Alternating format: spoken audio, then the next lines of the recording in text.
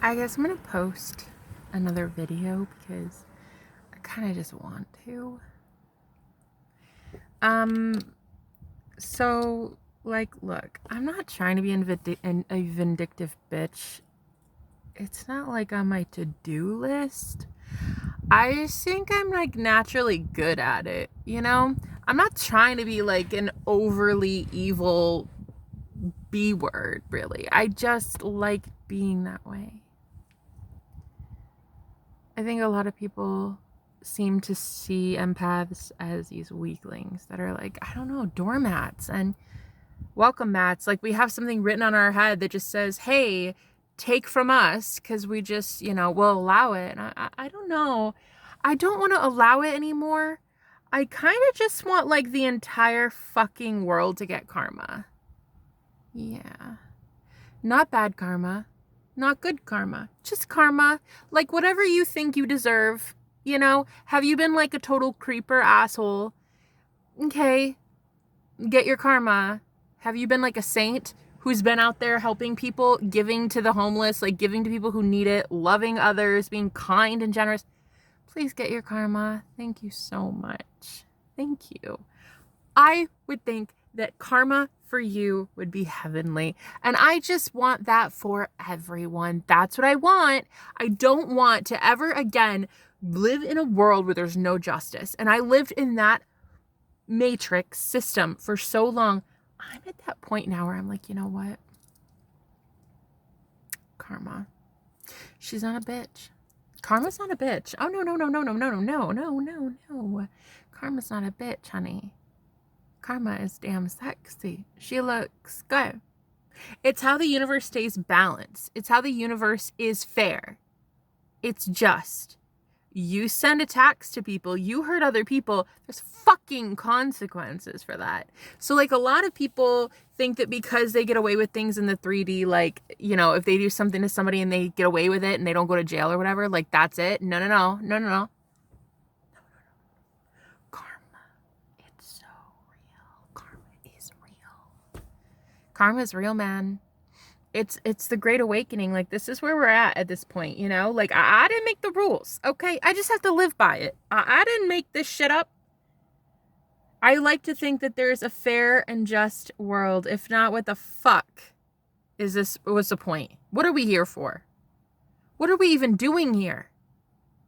This is a hopeless place then. This is just a place of destruction and despair. There's gotta be some sort of there's got to be some balancing the scales. And I think that's why Saturn direct is coming in at the end of October. Thank you, Jesus. So excited about that. So Saturn retrograde, I can't even remember when it went retrograde, but it's been months and months and months. I'm pretty sure. I think, I don't know, it's like 6 or 7 months. I'm not sure, guys. I can't remember. But anyway, I do know that it's going to be going direct in October. The end of October. Saturn is going direct. Woo! Hercules. I really do think that there's going to be some massive, massive karma for so many. And it's going to be amazing. It's going to be delicious. It's going to be nutritious. Like, have you been taking care of your psychic health? Have you been taking care of yourself? Have you been drawing boundaries? Have you been really, taking your salt baths? Like, have you been praying? Have you been like, whatever you do, even if you don't do any of that stuff, doesn't matter. But have you been like a good person? Okay, amazing. Like, I cannot wait for you to get your good karma. I can't. I'm so here for it though. I cannot even wait. You guys are going to come to me, hopefully, in November saying, oh my God, so this happened and this happened. And girl, it just won't stop. It's like, good. Just like laying it all out. Like the universe is just like, okay, it's time. Now. The truth is, we are not all good people on planet Earth, huh? Nope. There are some bad eggs out there. So, those people, same thing. Boom, boom, boom. It's going to happen repeatedly, over and over and over, and it is not going to stop. And the reason it's not going to stop is because you didn't stop. You kept perpetuating harsh truths, harsh messages, fear mongering. You tried to keep people trapped in a cyclical loop of, hey, so and so is like, you know, gonna be the end of the world savior, and you should buy into that bullshit. I don't know, man. I'm really talking about religious leaders mostly, but it's not even religious leaders. These are people who also put in position politicians. This isn't karma just for like the people at the bottom. This isn't just the small fish. We're talking about like going all the way to the top, guys. There's gonna be people all the way at the top who are also getting wrecked. Okay, you're gonna see karma play out, and I didn't make the rules. You're gonna see it. It's gonna be amazing. It's gonna be really cool to watch. I mean, I'm not gonna sit here and tell you that I like watching people get bad karma. I don't. That's exactly why I leave people behind that get bad karma. When people have abused me in the past, if I would have stayed with them, I would have continually been getting their bad karma by association, by default.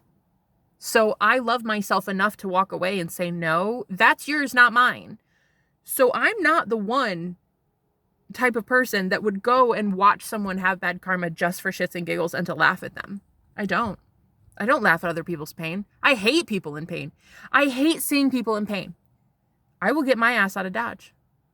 And every empath, starseed, high vibrational light worker, all of you beautiful, gorgeous queens and kings who have been working your tail off to get out of this place and help others do the same. I'm telling you right the fuck now, you will be having this amazing opportunity handed to you by God in getting out of Dodge. And it will look so miraculous. It'll look like, how the fuck did that happen? How did that happen? How did I literally go from like $24 in my bank account to like literally a mansion on my own, getting out of Dodge? Why? Because God loves you.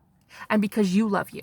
And because you love that person enough too, to not make them feel bad that you're sitting there watching their suffering, right? I remember like when I left my husband, I had to. He was going through like an intense awakening. And I remember I had already gone through mine. I had already gone through my wake up.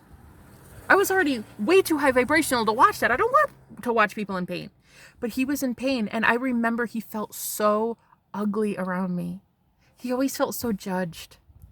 And like he just couldn't do anything right. And it's like I didn't even really say anything to him or try to make him feel that way. It's just he just naturally felt less than. And that's not what I intended to do. But that is a symptom of shame. The spirit of shame. The low vibrational frequency of shame.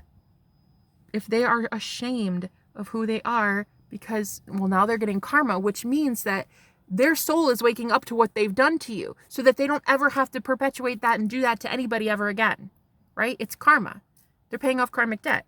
So a lot of them feel that shame. And if you're around them when they're feeling that, that'll hurt you too, but it will certainly make them feel horrible and you don't like being the cause of that harm. So you'll leave. You'll have to. And if you choose love enough to leave, if you choose unconditional love enough to leave, and you work with the universe in this way, you work with the loving universe who wants to get your ass out of Dodge, right? Who wants to have this be the exodus for you. Parting the Red Sea, babe, to get you out of shitified situation. If you trust the universe in that way, I'm telling you right now, there will be nothing but positivity coming down the pike for you. It'll be amazing. It'll be like you will be able to tell a story in like 3 to 6 months and you'll be like, how? How did it happen though? How did it happen? It didn't make sense. Like I came here with $100 in my bank account. In the divorce settlement that I had about 6 months worth of rent here. It's exactly how much I had. And ironically enough, that's the only way I could have even been allowed in this apartment complex is if I paid 6 months up front because I didn't have renter's history. So it was like, I don't like it. You get somewhere, you get to this like flow state, and then everybody creepily just like listens in on your conversation. I had to roll up the windows. It's fucking creepy. I don't like that. So anyway, I had $100 to my name when I moved here.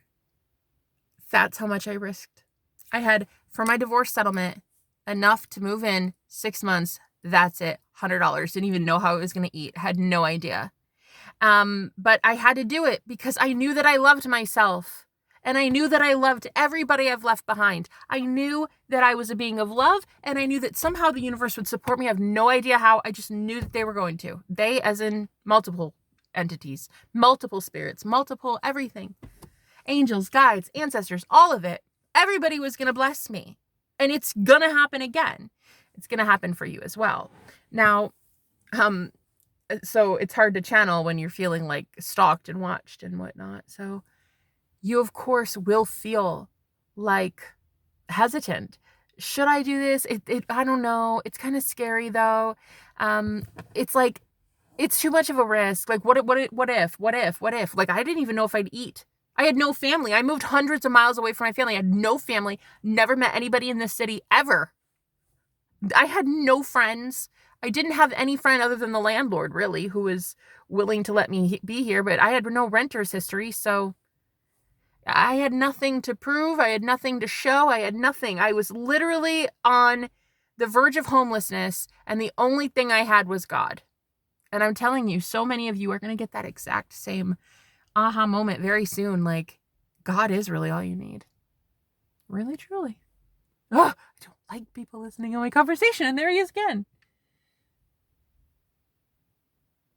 No, I don't like that. But you guys, you're going to realize something very powerful about yourself soon. And it's going to be that, what are you willing to do for love? You're going to be surprised to see that you're willing to do a lot for love.